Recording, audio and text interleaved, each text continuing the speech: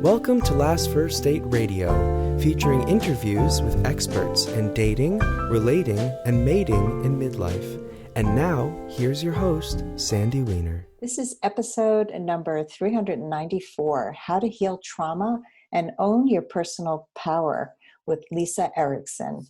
Hello, everybody. Welcome to Last First Date Radio. I am Sandy Weiner, and we believe it is never too late for love and that a woman of value naturally attracts the respect and rewards she deserves in life and in love. What is a woman of value? She's someone who knows her worth and she shows up, stands up, and speaks up. Every week, I bring you a tip on how to become that woman of value. And this week's tip is learn how to delegate. This was probably one of the hardest things for me. It's still hard. I love to do so many things, and you need to delegate in order to really get things done. And I'm finding it more now than ever, now that I have two of my adult children with me full time during the coronavirus, sheltering at home, and delegating. I am working all day. You are not. Can you please dust today? Can you make dinner? And so that goes for you if you're working, if you have children at home, if you have a spouse or a significant other. Delegate, delegate, delegate. People really want to help you, but they won't know what you need unless you ask for it. So that's my challenge to you today, to ask somebody for help. And you'd be surprised that you're giving them a gift as well as giving a gift to yourself. So before I bring on Lisa, I just want to remind anybody who is not yet a member of my amazing Facebook group, Your Last First Date. Don't forget the your. Please join us. We are an amazingly supportive, positive group that helps people move forward. We are not into bashing and being unkind. It is not tolerated in my group. So this is, in my opinion, one of the most helpful groups out there if you're single or if you're in a relationship and you're over 40. Join us at Your Last First Date. And now for my guest, Lisa Erickson. She is an energy worker. She specializes in women's energetics and sexual trauma healing. She's the author of Chakra Empowerment for Women, and she helps women maximize and balance their energy during key life transitions such as pregnancy, postpartum, peri-menopause, and menopause. She also works with women to heal from abuse and assault. She's certified in a variety of energy healing modalities, and she is a practitioner with the Breathe Network, which is a nonprofit dedicated to supporting holistic healing for sexual trauma survivors. She's passionate about helping women connect with their feminine energy. Welcome to the show. Thank you, Sandy. Thanks so much for having me and for that great tip at the top. It already got my mind going on some of our themes that we're going to talk about today. Oh, good. So you call your work women's energetics. Can you tell us what that is, please? Yes. Well, energy body work or energy healing, energy work, there's a lot of different branches of it, types of work that connects us with our energy bodies. There's forms of meditation, mindfulness, and then there's energy healing modalities like Reiki. I work with the chakras or energy center, and primarily I help people connect directly with themselves through guided imagery, breath work, mantra work, affirmation work, other kinds of visualizations and tools and exercises to help people connect directly to their chakras, these energy centers in their energy body. So in women's energetics, we're focusing on specifically the way that women's energy bodies function differently from men. Often chakra teachings are presented as one size fits all. And in fact, there are differences in how women's energy bodies function, especially in relationship to our various life transits that you already mentioned, pregnancy, menopause, even menstruation monthly, and also in terms of our overall, the kind of energy body we have. We're very absorbent and empathic by default, and learning to work with that can be really helpful for a woman. So true. I think that women, we've achieved so much equality, and I think that there's been a lot of blurring of the lines, like women are just like men. And we're not just like men. And I think that it's important to recognize the ways that we're different and the ways that we need to take care of ourselves because we're different. So based on those differences and the differences in our energetics, how do you recommend that women work with the energy that they have, their energy body and their chakras? Yeah, yeah. Well, I think in general, what women tend to need to focus on is boundaries. That's kind of on the energetic level. Really, energetic awareness, emotional awareness, to develop the ability to tell what emotions you're feeling are really sourced from yourself and what are emotions that you're taking on from family members, from your partner, from others. There's an energetic tendency for us, which is kind of technical, so I won't go into it so much now, but you don't have to know the technicalities of it to really realize it in your life. There's a technical energy body difference in a reason why we're more absorbent, and then there's conditioning that we receive. And I have 13-year-old boy-girl twins among my 3 kids, so I really see this even now, today, considering myself in a progressive household, progressive parent, the different conditioning that they receive around their emotions, and how boys are still very much conditioned not to express certain emotions, that they're considered weak, and girls are still conditioned around taking responsibility for other people's emotions. So you put those two together, and what do you have? You have a tendency in heterosexual relationships for women to take on the emotions of their partner, and their partner not to be processing their own emotions. And that's a whole dynamic that impacts both people. So that's a big part of this, is understanding chakrically on a chakra level.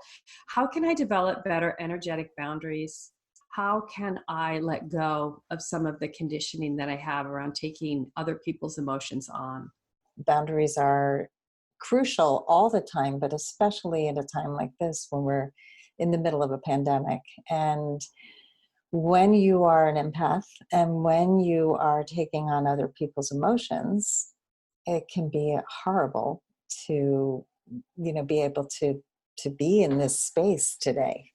So how, it's interesting when you have twins, and that really made me think about, like, even an aware parent, still we have a tendency to condition our children. And I have a son who's very emotionally aware and has incredible boundaries, and used to be a people pleaser. And so he took on a lot of the traits, I think, because I treated all my children as equally as I could. He also dressed up as a girl half the time. He was a little boy. He was wearing his sister's tutus and ballerina outfits, but he knows how to process. And he realized very early on that without boundaries, he was depleted all the time, and he was taking on everybody's energies. So if you can explain, like, what is this chakra level thing? Like, how are we to go about not taking on everybody's everything? Yeah. Our boundaries energetically are really rooted in 2 of our lower chakras. So maybe I'll talk about those lower 3 chakras. There's different chakra mappings that have developed in different cultures, but the main ones that people will see in the West when they walk into, say, a yoga studio is 7 chakras, or if you Google it online, 7 chakras, 7 energy centers spanning from our tailbone to the top of our head. And they each link to different parts of our body in terms of energy medicine and physical health. And they link to different psychological functions. I actually wore green for the heart chakra today. They each have colors because of the theme of your show around love and that kind of thing. But the lower 3 chakras, our root chakra in our tailbone, our second chakra in our pelvis, and our third chakra in our belly, which I actually like to use the navel as a focus for. They're the foundation of our energy system, and they are all really critical to our boundary ability, especially our root chakra at the tailbone and our navel chakra, those 2 chakras. So what I outline in my book, in Chakra Empowerment for Women, is a boundary tool called Second Skin that really anyone can use, where you focus on those 2 energy centers at your tailbone and your navel, visualizing red light there, and then imagining it forming, emanating out, and forming a second skin all around your body that's like an energy skin. And you can still connect from the heart. It does not impact your ability to connect with people, but it creates this energetic default of their actual emotions bouncing off the outside as opposed to coming into you. And it's just a tool. There's a lot of different tools, but what it does is if someone works with it over time, it reprograms their way of being in the world.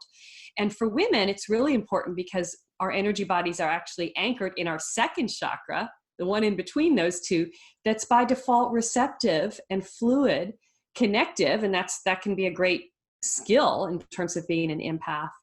But it causes us, it's part of the reason technically that we take on these energies.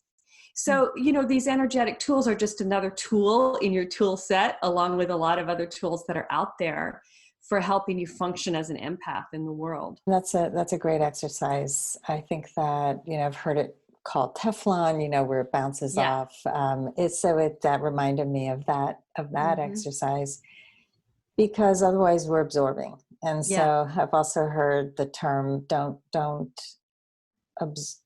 observe, don't absorb, right? So if you're taking on everything, you're just looking from the outside. And I think all of these tools help us in our toolbox for sure. And so, and I love that you talked about reprogramming, because I think that people don't realize that even if they've been this way for a lifetime, that they can actually reprogram. So how long does it take, in your estimation, to really start to change the neural pathways and reprogram how we are in the world? Yeah. Well, I like to use research that's come out around just habit forming. That's kind of the best that we have, which is, in general, if you practice something every day for 6 weeks, a habit will start to develop, right? And it depends how often you're practicing and what you're doing. With this tool, for example, Second Skin, I suggest that people do it once in the morning for 5 minutes and then once midday for 6 weeks. And it'll really start to change your default, right? And most people can commit to that. I really love for everyone to have some sort of meditation practice, because all of these kinds of tools, whether it's chakra or mindfulness or any sort of energy-based or awareness-based tool, they're all founded on the same thing, really, that ability to observe your thoughts and emotions, create some space between your thoughts and emotions, so you have the ability to choose your response as opposed to just reacting. So I'm a meditator, and I really love people to develop a daily meditation practice. Not everyone feels that's realistic. So then I think taking a tool like this and just doing it in these 2 5-minute periods twice a day for 6 weeks can still really have that reprogramming benefit. And that's been the experience of most people that I've worked with. Awesome. Yeah, no, a lot of people are resistant to meditation. Yeah, it's too bad. But mindful, and I think that has a lot to do with control. And I know I was one of the resistors, and I'm taking a course right now in positive intelligence. And part of it is using an app that has us do mindfulness training 3 times a day with our eyes closed. And so, I think that for me, mindfulness is natural, but for a lot of people, just slowing down, being present, is just really hard, and they're not even aware. So I think just that presence, being present, getting back to present in any way you can. And this is a great tool. And I think, if you can implement it, listeners, twice a day, I think you'll see big shifts. Yeah. Yeah. Well, and traditionally it's interesting, because in the traditions that taught energy meditation or energy practices, working directly with your chakras is said to speed up change, because it's this interface level between your physical body and your psyche, and you're shifting at that vibrational level impacts both at once. So that's kind of the traditional teachings, that the teachings in which you explicitly worked with your energy body speeded up change. So that's something to keep in mind, for some people who are resistant to meditation. Sometimes they take to chakra work because of that feeling that they're doing something, if they have a resistance to just sitting, just being still. So I think there's different modalities for everybody, but that's kind of my pitch for giving chakra work a try. If for anyone out there listening that hasn't resonated with other forms of meditation or practice. Great. Okay. How did you get into this field? Well, really, I first started with chakra meditation over 30 years ago because I was experiencing stress headaches and stress stomach aches in my prior career as a technology executive in my 20s, straight out of college. And, chakra meditation wasn't that common then, but it really launched this whole exploration for me of energy healing and Kundalini-based practices. Kundalini is the spiritual energy that moves through the chakras. But I didn't switch careers, or I didn't even consider it really as a career until I had a health crisis after my first daughter was born. And doctors really weren't able to help me. And I had to turn to these energy healing modalities that I'd been studying for years, but hadn't had to really rely on that way. And I started researching women's health, women's energetics, all of these kinds of topics, and it really led me down this whole other pathway. And I started sharing it with others, and that's really how it began. Cool. Yeah. I mean, not cool that you had a crisis, but right. Cool, it got worked out. Yeah. Cool, it got worked out. And, and that you then I had my twins 19 months later, so then I really needed stress management tools. Yeah. That is quite a short time between. Yeah. Now they're all teenagers, as we were talking about before we started. So. Yeah, and that's a whole other level of that stress. is a whole other thing. Yep. I remember when my kids were all teens. Now they're in their 20s and early 30s, and it's just very different and actually a lot better. That's good to hear. Yes, I have a lot of eye rolling in my house at me, so it's very humbling. Yeah, I only have one who gives me a hard time now, and I have adorable grandkids, so that makes it all worth it. Yeah, I'm looking forward to that. Yeah, it's really something very special.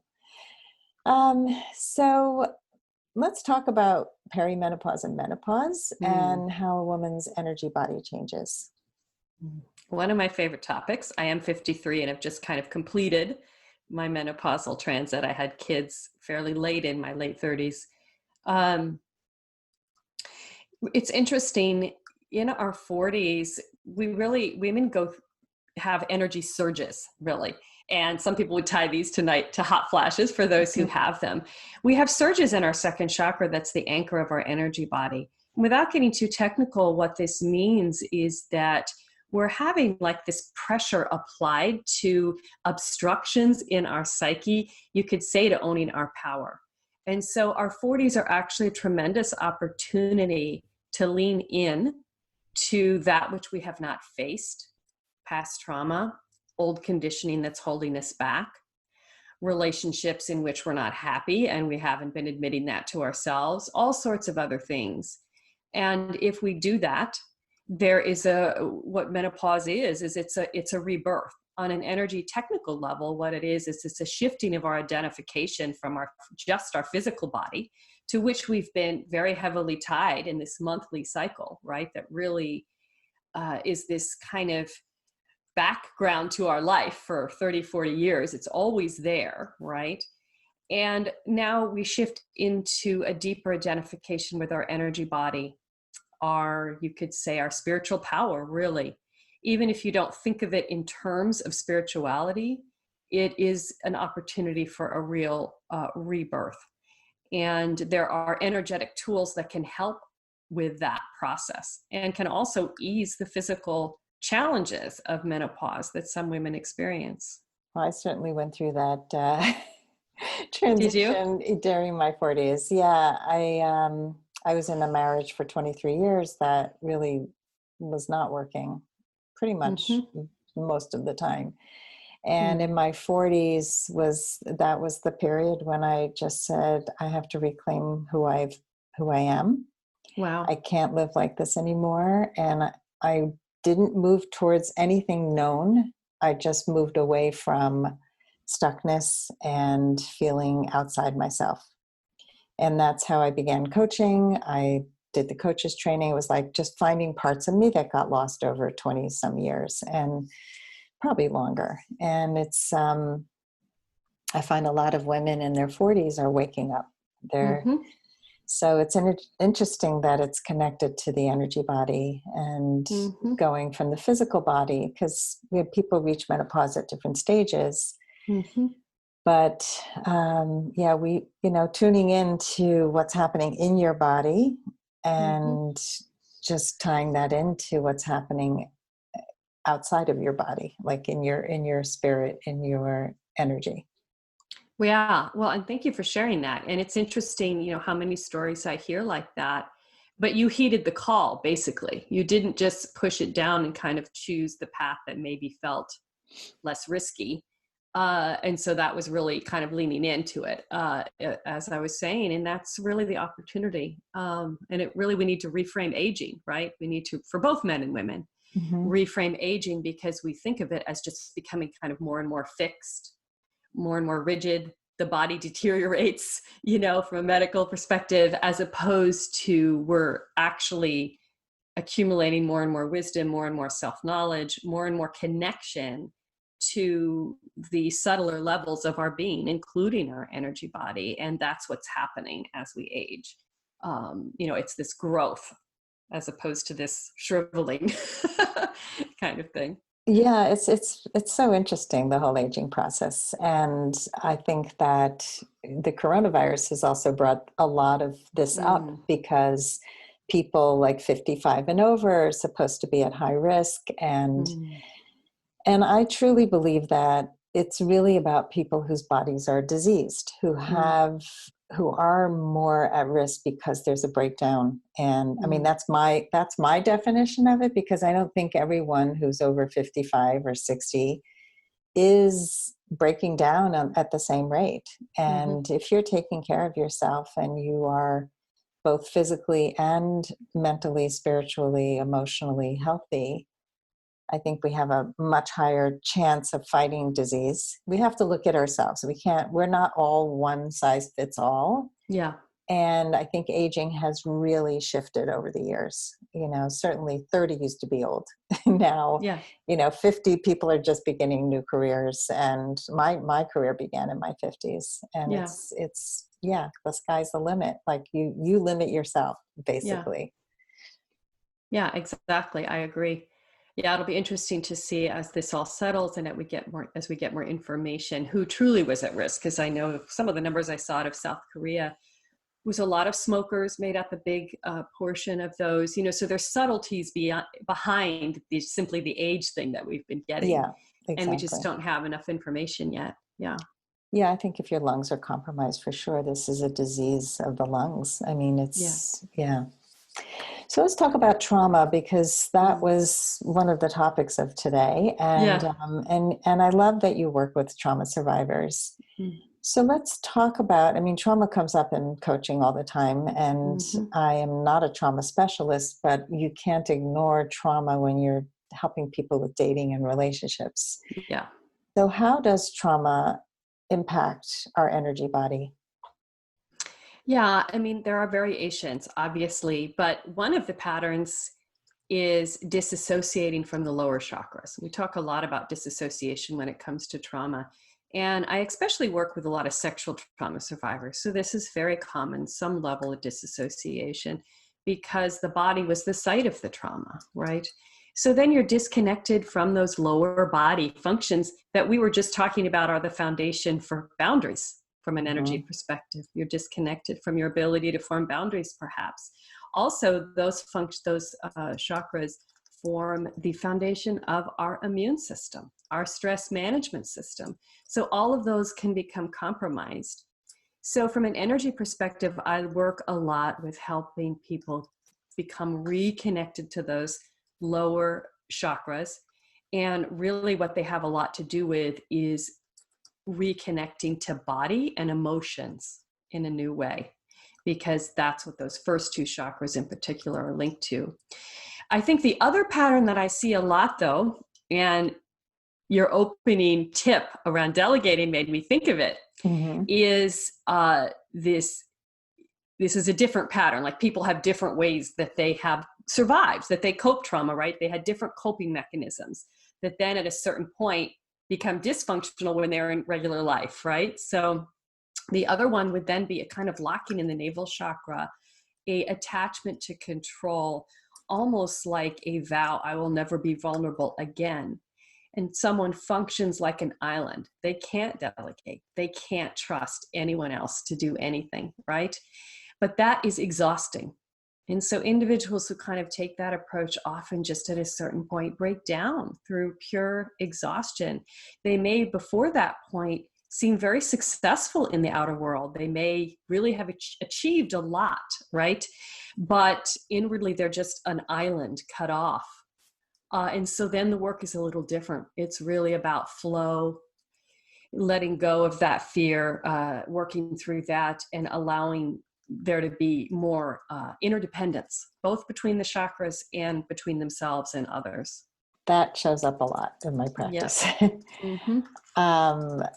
And, because at work, you don't have to be vulnerable. Like, you have to be in relationship. And it's fascinating to see the survival skills that lead people to a certain level of success. Mm-hmm. And it does catch up with you. This is why people come to coaching and to you later in life when they're like, this isn't working. And this is not fulfilling to live your life with work. And wanting connection more than ever. And I think, again, today with the coronavirus and the sheltering at home and social isolation, people are feeling that isolation more than ever and yearning for connection. And I'm about to teach a class on how to find connection during the pandemic when you can't meet face to face. What can you do? Because we do need to reach out, and we need to find ways to form deeper, more meaningful connections. I think it's having us all take a deeper look at what's really important. Absolutely. Yeah. And looking at it through the prism of the chakras, our throat chakra is linked to communication and expression. And it's really like in this right now, when we are connecting mostly through social media and technological means, how do we create authentic connection as opposed to just a lot of noise, right? Because when we're anxious, we also have a tendency to just express views, express our view of it, or isolate, one or the other. It's kind of an overexpressing of the throat chakra or a holding in. And trauma survivors often have secrets they've had to keep, right? Sexual trauma survivors in particular. So there's patterns already of separating themselves. So seen from a chakra perspective, it's a lot of throat chakra work too. How do you truly, authentically communicate from the heart and open up those doorways? Not function from a place of communication being a kind of wall as opposed to a form of connection. Easier said than done, but important work. I mean, to me, this is critical work. I'm such an advocate for communicating from your heart and being vulnerable. And it's scary. It's scary for people who, especially if your walls are really high and you've been protecting your whole life. Yeah. So it's interesting with the throat chakra. So how does working energetically help us in relationships? Well, really, we are exchanging energy with people all the time in the form of emotions and all of our interactions. Everything has a vibration. And from an energetic perspective, it's kind of the same message that it may seem very cliche, but is true, that you sort of can't find love or truly love until you love yourself, which sounds hopelessly cliche, but from an energetic perspective, it's really true. The heart chakra is the center of our chakra system. Everything flows through the heart chakra. It's all about balance. And a lot of work is about shifting your relationship to yourself. And that then shifts your relationship to others. A lot of that is heart chakra work. What is your self-perception, right? If you're highly critical of others, if no one is ever good enough, usually you have an internal voice that is also saying those same things to yourself, right? Every time you look in the mirror. So if you first work on, from a heart chakra perspective, opening up your heart chakra, flooding yourself with love, shifting the internal dialogue around that, that then shifts how you look at other people and how you relate to them. So that's just one example, but that's really the message of working at the chakra level. Again, it's another tool set among many tool sets, but for those who it resonates with, ultimately, it's about shifting your internal vibration, and that impacts how you present yourself in the world and how other people respond to your vibration. Yeah, that's beautifully said. I'm just, for our listeners who are wondering what it means to flood with love and opening the heart chakra, like, can you give an example of how that might look or what they might be able to do to get that? Yeah. Yeah.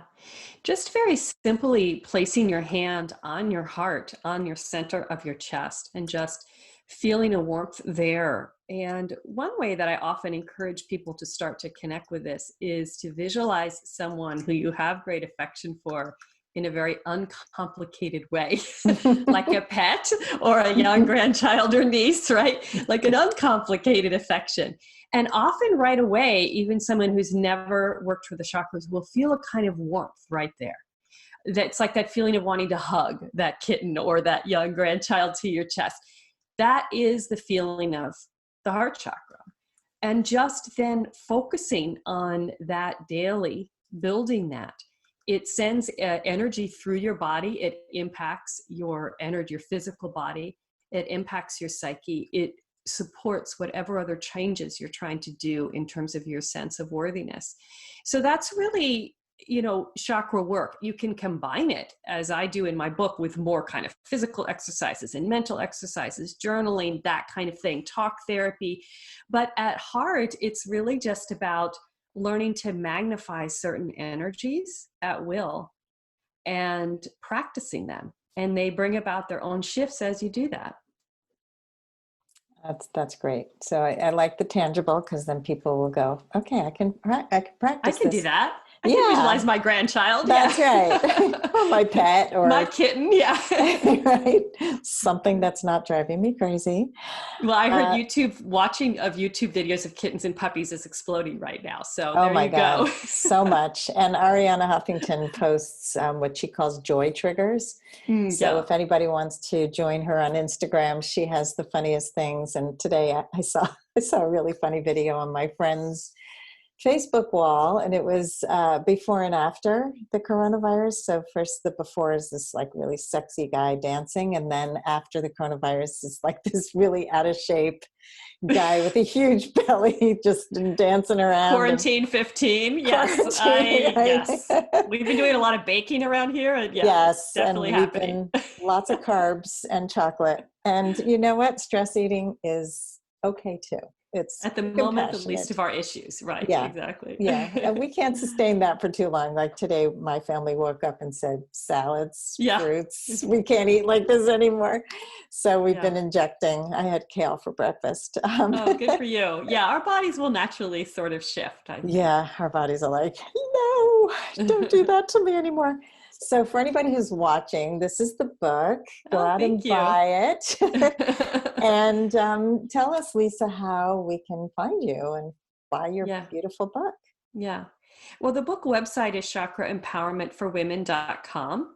And my blog is mommymystic.com. And the book's available on Amazon and Barnes & Noble and IndieBound and Llewellyn, the publisher. Amazon is slow to ship it right now. All print books are slow to ship at the moment. So you may want to try one of the other sites if you want a print version. Kindle, of course, you can get right away. Yeah, and I'm on Facebook and Instagram as Chakra Empowerment. Okay, I'll put all that in the show notes. Thank you so much for joining us today, Lisa. This has been really enlightening, and I love that you gave some real tools that people can practice to really shift, especially during this challenging time. Well, and thank you, Sandy, for having me and for offering these ways for people to connect at this time. My pleasure. Thank you, everybody, for listening today. And if you love our show, please rate and review us wherever you listen to podcasts. And we hope you go on your last first date very soon.